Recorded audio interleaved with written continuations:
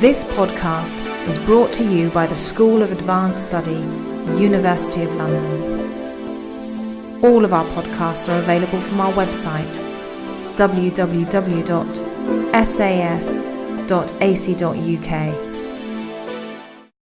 Yes, thank you very much for the invitation. Thank you for staying until the end to listen to us. And as Professor Gill has said, my work is in the field of sociolinguistics, and that means I look into the relationship between language and society, and more specifically I explore the links between language and identity of migrant groups, with special attention to Brazilian mothers who are married to men of other nationalities and who are raising their children in London. Hence, I will address the 7th research question listed for this workshop, which is what are the implications of migration for mothering? With this purpose, I will share one aspect of my study, which is how the linguistic and cultural identities of a group of Brazilian mothers were affected upon migrating to the UK, with a focus on motherhood. Unofficial estimates consider there are at least 130,000 Brazilians based in London alone, which leads them to be considered the largest group in an emerging Latin community in this city. The British census data on this group refer back to 1901, but it was only in the 1980s that Brazil, traditionally a country of immigrants, became noticed by its significant numbers of emigrants. The main destination of Brazilians until 2000, however, was the United States of America, which meant that the first migrants in the UK experienced some isolation. Some of the mothers in the first groups of migrants then decided that it would be beneficial for their children to socialize with other families in the same situation, and then created a Saturday school where the children could be further exposed to Brazilian culture and the Portuguese language. And it is this group of mothers that participated in my research.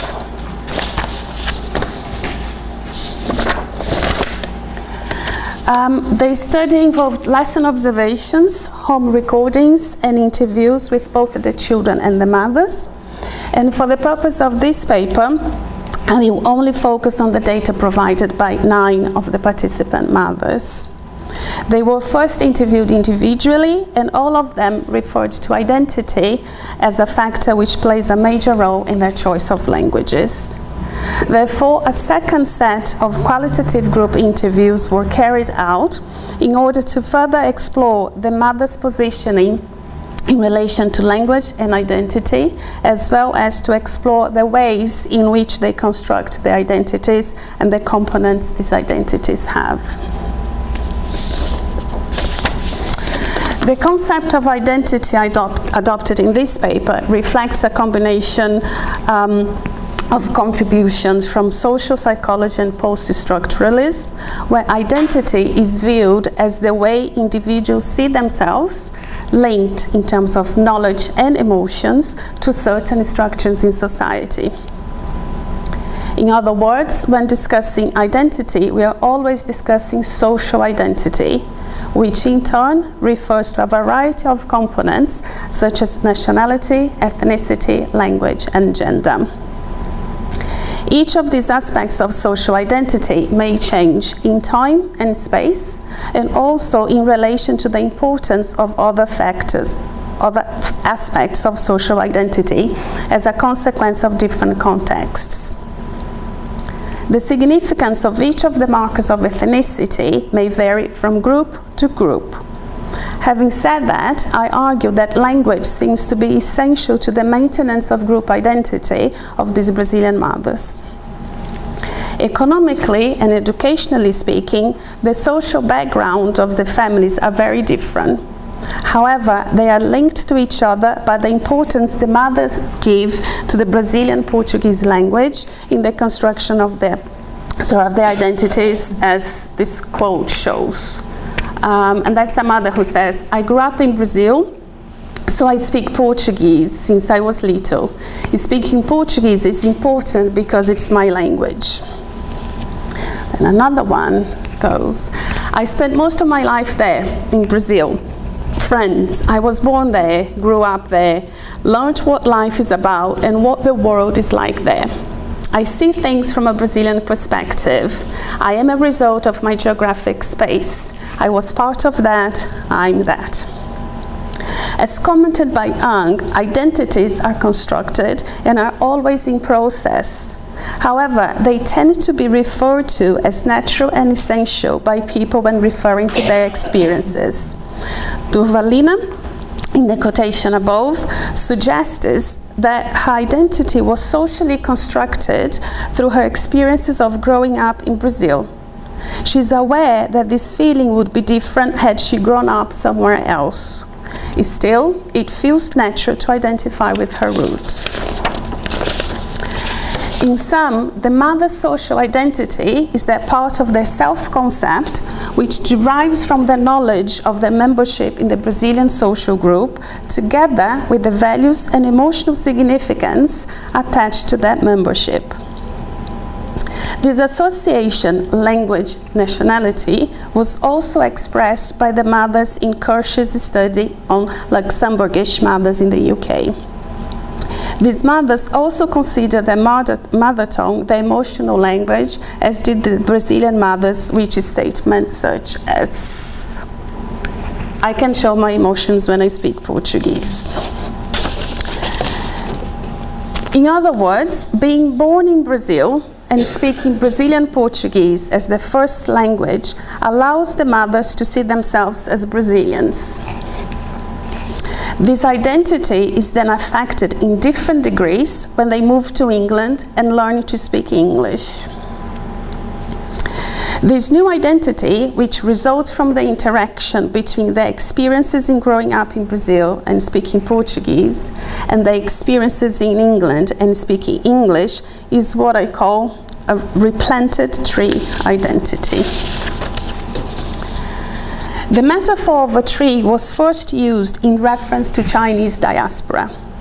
This metaphor, however, has been criticized for emphasizing continuity over discontinuity and for emphasizing the link to the place of origin over the local interactions. I would like to point out that the way I use the metaphor replanted trees differs slightly from its original use. The metaphor here proposed is of a tree which grew and formed its solid trunk through roots which were fed and made it strong in Brazil. The tree, together with its roots, has been replanted in England. It is in England that it changes and develops new branches. There is a dependence of the periphery on the center indeed. However, the center is not there anymore. The center is a result of the interaction between the roots, which are made strong there, and the soil here that enables to keep the tree alive and continue to grow. This interaction between there, Brazil, and here, England, takes place in all the families in this study, however, in different degrees and involving different aspects.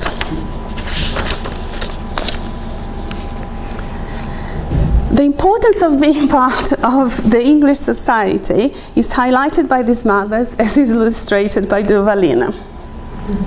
And that's what she says. It's important because my son is English. He doesn't have the Brazilian roots that I have. For him, his reality is English. It is important to be part of the English society because this is what he knows. Although Durvalina wants her son to speak Portuguese and to know things about Brazil, she's aware that his experience in England will influence him differently. Thus, in the same way she wants him to be aware of her reality as a Brazilian person, she wants to be part of her son's life by being involved with the society where he's growing up. Being involved in the majority society and the learning of majority language, in this case English, has been considered relevant by other migrant mothers. Korean mothers in the US, for instance, consider English learning an economic capital to be acquired. This perspective of language as part of one's capital can also motivate families to invest in the development of their children's minority language, as is stated by some of the Brazilian mothers in my study. One mother says, speaking more than one language is an advantage in the modern world. This positioning parallels to Cohen's idea that instrumental reasons for ethnicity are economic and political rather than psychological. This belief in the educational and career potential benefits of being bilingual, multilingual, is shared by the mothers in Mill's study.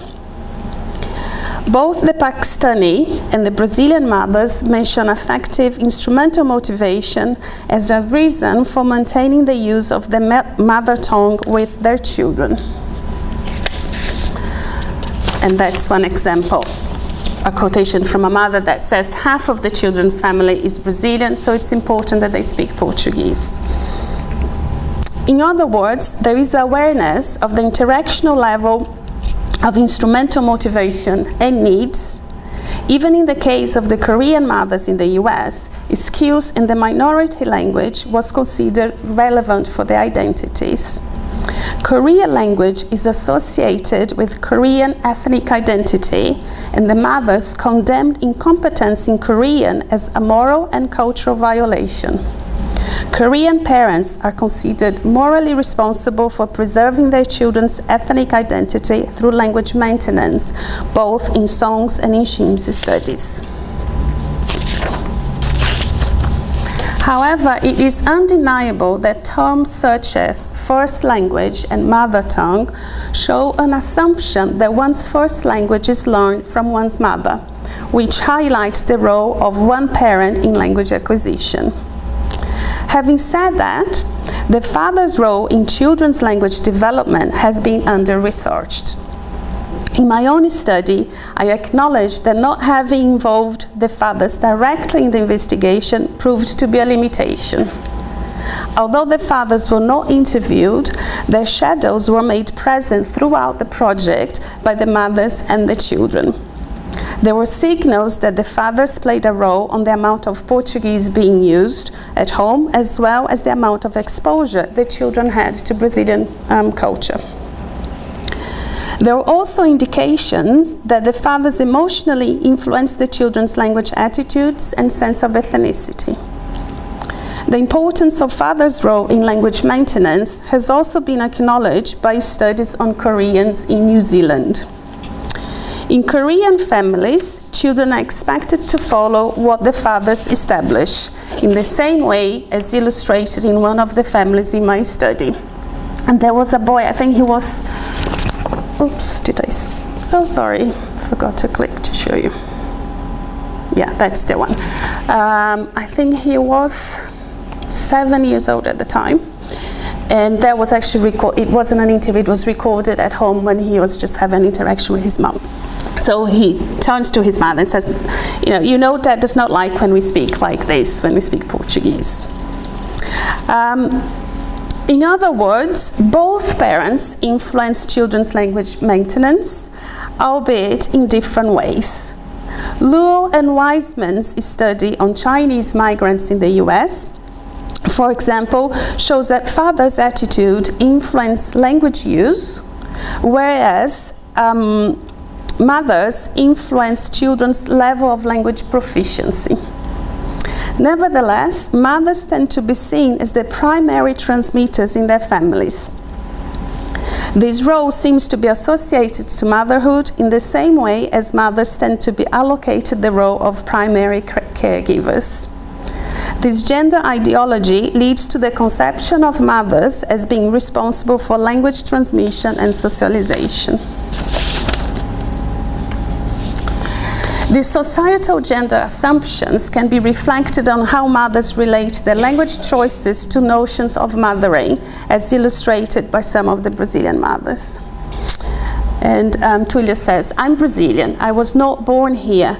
My culture is Brazilian. So Portuguese is important for the children to understand all of this. Then Rogéria says, Portuguese is my language, and my children are half Brazilian. So I find it terrible when someone says, my mother is Brazilian, but they cannot say a word in Portuguese. It reflects on me. I feel so embarrassed. And yet another one. You're not Brazilian if you cannot speak Portuguese. It does not make sense for the mother to speak Portuguese and the children not. There's a strong relationship between an individual and their sense of identity as defined by the mother tongue is also present in the mothers interviewed by Mills, the Pakistani ones. Mills studies the perceptions of languages by a group of mothers of Pakistani heritage and concludes that language maintenance involves signals of identity through a sense of belonging to a group, a culture, and a country. And thus, it is crucial for the mothers that the language is passed on to their children.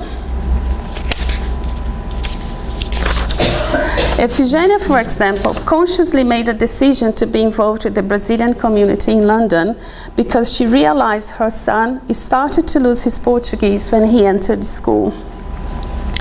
She reports that the fact that her son does not speak Portuguese makes her feel distant from him. She believes that being able to speak a language enables you to understand the culture that goes with it. Furthermore, Efigenia believes the language used in her family will affect the relationship. Thus, her efforts of being involved in the Brazilian community and the community language school to offer her son more opportunities to speak her first language. These attempts engaging family members in particular language practices are referred to as family language policies, language planning, and/or language management.